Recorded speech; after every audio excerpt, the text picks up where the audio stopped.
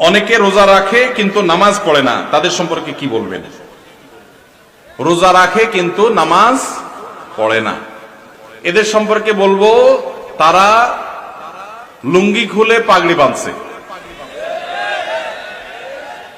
লুঙ্গি খুলে যদি কেউ পাগড়ি বাঁধে এই নিয়তে যে পাগড়ি বাঁধলে সওয়াব হবে, কিন্তু লুঙ্গি যে খুলে গেল সেটার জন্য কবিরা গুনাহ হবে, সেটার খবর তার।